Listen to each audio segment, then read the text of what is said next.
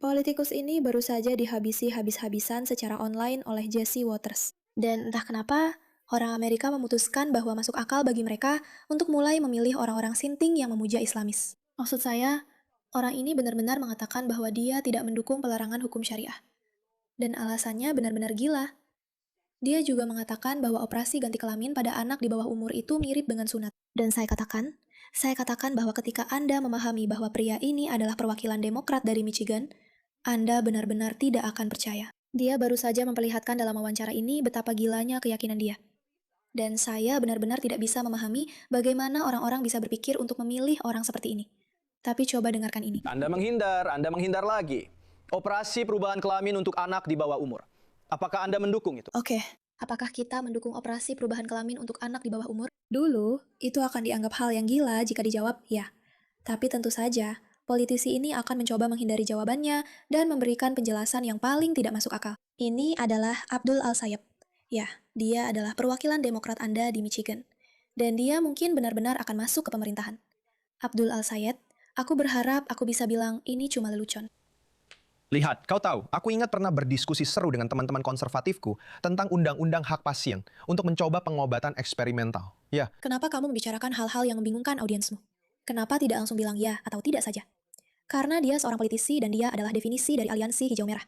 Kamu akan melihatnya sebentar lagi. gagasan bahwa pemerintah seharusnya tidak memberitahumu jenis layanan kesehatan apa yang harus kamu miliki. Aku hanya berpikir pemerintah seharusnya tidak memberitahumu jenis layanan kesehatan apa yang harus kamu mau miliki. mencoba Dan jika pada kamu seorang, anak-anak? itu antara kamu, doktermu, dan orang tuamu. Jika kamu tidak setuju dengan itu, jika kamu tidak setuju bahwa keputusan layanan kesehatan harus dibuat oleh dokter, orang tua, dan pasien, maka aku rasa kita sepakat untuk tidak sepakat. Tapi kamu tahu, kamu ingin pemerintah Jadi, ikut campur Abdul, di kamu dalam seorang klinik dokter, atau rumah kan? sakit. Bener kan? Apa yang dia coba katakan di sini adalah, dia menekankan bahwa pemerintah seharusnya tidak ikut campur dalam situasi medis Anda.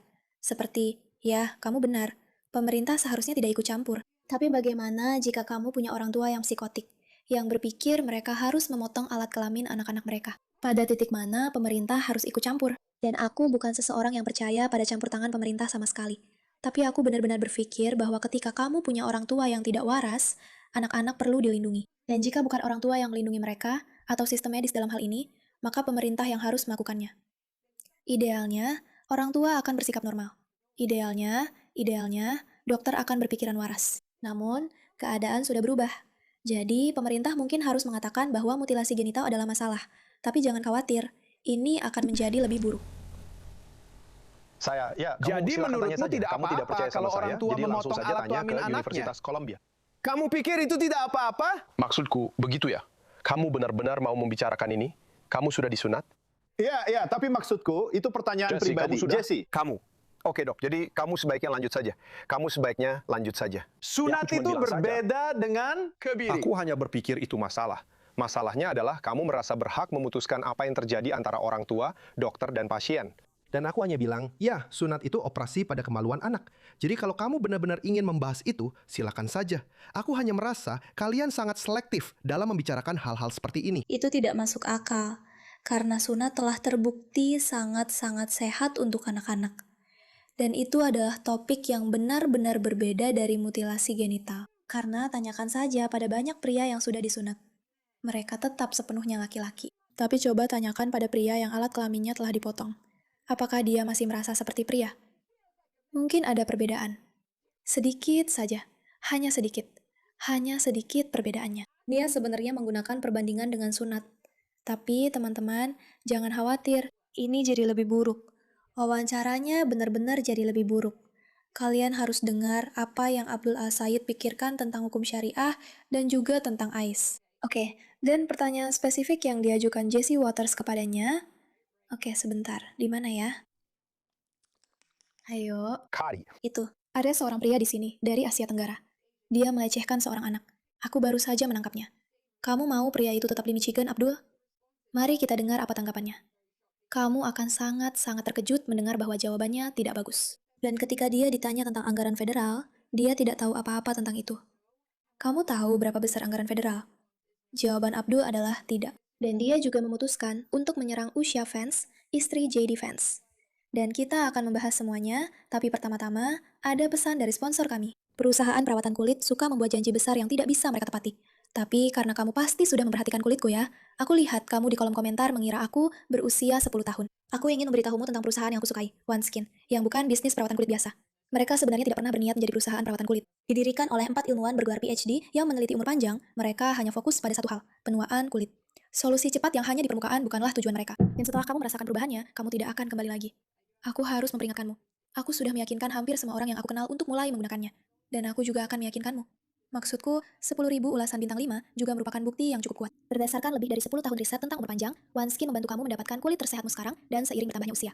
Jadi, untuk waktu terbatas, coba OneSkin dengan diskon 15% menggunakan kode Meira di oneskin.co/Meira. Itu diskon 15% di oneskin.co dengan kode Meira, MEIRA. Dan setelah kamu beli, mereka akan menanyakan dari mana kamu mendengar tentang mereka. Jadi, tolong dukung acara kami dan beritahu mereka bahwa kami yang merekomendasikan. Terima kasih untuk semua yang sudah mendukung acara kami. Tentu saja, ketika Maksudku, dia menyerang aku harus Jedi, mengakui, dia juga aku menyasar agak- istrinya. Dia memberikan respon yang baik, karena dia memang wanita yang anggun. Dengarkan ini. Tertawa karena ya aku memang belum pernah bertemu dengan mama dan papa JD, tapi aku tahu dan menyayangi anak-anak yang mereka besarkan. Kau tahu ibunya, tante, dan pamannya. Dan mereka selalu sangat penuh kasih. Maksudku, tantenya seperti ibu kedua bagiku. Oke, jadi kalau kamu belum yakin apa yang sedang terjadi di sini, sebentar saja. Dengarkan nada rasis dari ini. Dari baru-baru ini, suamimu berbicara tentang bahaya hukum syariah di Amerika. Oke, dan ada seorang kandidat di Michigan, kandidat Senat, Abdul El Sayed. Dan saat menanggapi itu, dia menyebut namamu dan sepertinya menyiratkan hal itu. Suamimu, kamu tahu, kakek neneknya mungkin tidak akan begitu senang atau bahagia dengan kenyataan bahwa dia sekarang berada dalam hubungan atau pernikahan antar ras. Apa tanggapanmu terhadap Abdul El Sayed? Jadi sebenarnya aku melihat itu tadi pagi. Aku tidak punya media sosial. Jadi aku melewatkannya. Tapi seseorang menunjukkannya padaku. Dan maksudku, aku harus mengakui, aku agak tertawa. Ini yang mereka ingin kamu percayai. Para Islamis ingin kamu percaya bahwa fakta bahwa kamu tidak suka hukum syariah, yang kamu sudah tahu sendiri apa yang mereka yakini kan, bahwa itu sama saja dengan menjadi sangat rasis terhadap minoritas manapun. Dan sayang, itu tidak sama. Menikahi seseorang dari budaya yang berbeda tidak sama dengan mempercayai agama otoriter yang berpikir bahwa kamu harus keluar dan memenggal kepala orang. Maaf. Karena ya aku memang belum pernah bertemu dengan mama dan papa JD. Tapi aku tahu dan mencintai anak-anak yang mereka besarkan. Maksudku, itu jawaban yang sempurna. Dia cuma bilang, ini hal paling bodoh. Jadi, karena kita sedang membicarakan hukum syariah, mari kita lihat apa yang dipikirkan orang gila ini tentang hukum syariah. Jadi menyingkirkan hukum syariah itu supremasi kulit putih. Bisa jelaskan maksudnya? Kamu tahu apa itu hukum kanon, Jesse? Aku kira kamu seorang Kristen, kan? Ya, jelaskan padaku. Baiklah, jadi hukum kanon adalah nama untuk hukum Kristen. Aku tidak mempermasalahkan hakmu untuk menjalankan imanmu sesuai pilihanmu. Aku tidak tahu kenapa gagasan bahwa aku bisa menjalankan imanku sesuai pilihanku menjadi masalah. Tidak ada yang mencoba memaksakan hukum syariah pada orang lain. Sama seperti aku berharap, tidak ada yang mencoba memaksakan hukum kanon pada siapapun. Kamu lihat, ini adalah hal baru mereka. Argumen baru mereka begini, semuanya sama saja.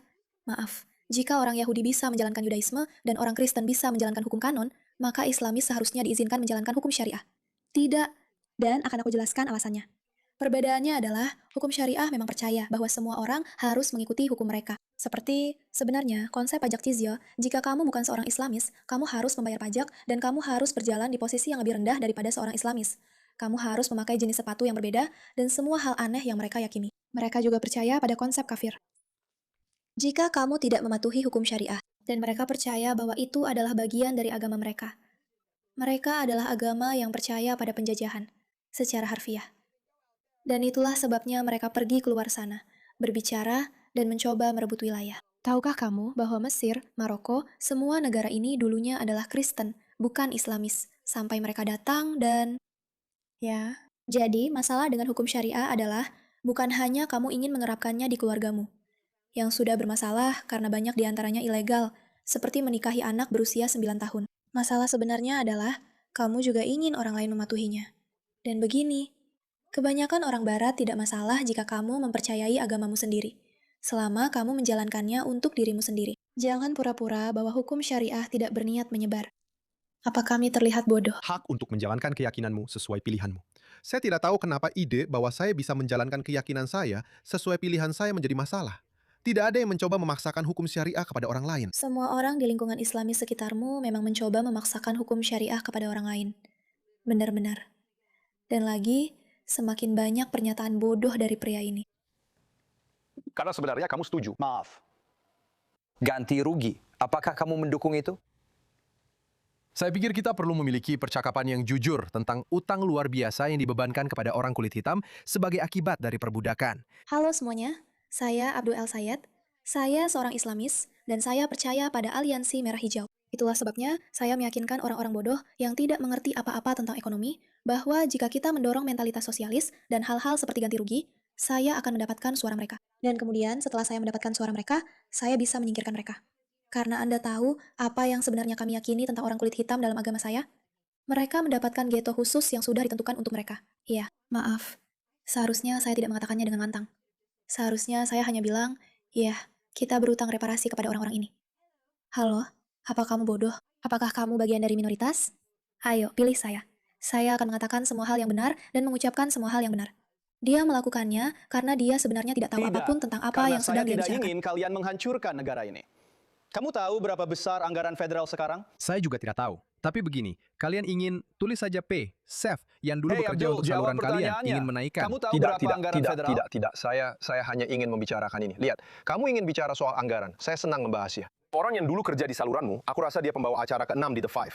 Dia ingin menaikkan anggaran militer kita jadi 1,5 triliun dolar. Dan kamu sepertinya tidak keberatan soal itu. Apa? Jadi kita bisa berperang tanpa tahu cara keluar, hanya untuk menaikkan harga bensin jadi 5 dolar per galon. Itu tidak masuk akal buat saya, Jesse. Kalau mau bicara soal hal-hal yang memang seharusnya kita Saya biayai, punya menurut firasat, saya itu Abdul, adalah kamu layanan bahkan kesehatan, tidak tahu penitipan anak, berapa dan banyak sekolah uang yang yang bagus. dihabiskan pemerintah setiap tahun. Kamu tahu? Ya, pertanyaannya, Baiklah, Jesse, menurut jadi saya kamu tidak adalah, tahu. Biar saya tahu beritahu. berapa banyak yang Jumlahnya dikeluarkan oleh 7 warga triliun Michigan, dan dolar itulah per yang saya tahun. fokuskan. Dan rencanamu, Jesse, untuk mengambil Jesse, alih saya bisa sistem bilang kesehatan sistem ini adalah palsu. 4 Ini triliun. masalahnya. Jadi tepat seperti yang kamu. Maksud saya Kamu tahu tidak berapa? terlalu pandai 1,5 matematika. triliun. Saya rasa kamu Dari juga tidak terlalu pandai 7,5 matematika triliun karena itu. Jelas kamu tidak tahu. Dan kamu juga sepertinya tidak peduli. Tapi saya rasa kebanyakan orang Amerika tidak ingin menghabiskan begitu banyak uang untuk itu. Maksudku, sekali lagi nih, bodohnya argumen ini. Kenapa Amerika menghabiskan 1, sekian triliun dolar untuk perang di luar negeri? Ya, mungkin karena mereka paham bahwa jika mereka ingin menjaga nilai-nilai barat mereka, mereka harus melindungi dunia dari nilai-nilai yang gila. Dan misalnya, jika kamu tidak suka dengan kenyataan bahwa harga bensin naik menjadi 5 dolar per galon, mungkin kamu juga tidak ingin bensin itu berada di tangan para Islamis radikal yang siap merebutnya kapan saja jika tidak menguntungkan mereka. Jika kamu benar-benar memahami ekonomi, kamu pasti tahu hal ini. Tapi sayangnya bagi kita, para idiot ini tidak paham. Sangat menyebalkan. Orang-orang ini memang menyebalkan. Mereka menyebalkan, dan mereka malah terpilih menjadi penguasa. Terima kasih atas perhatian Anda terhadap masalah ini.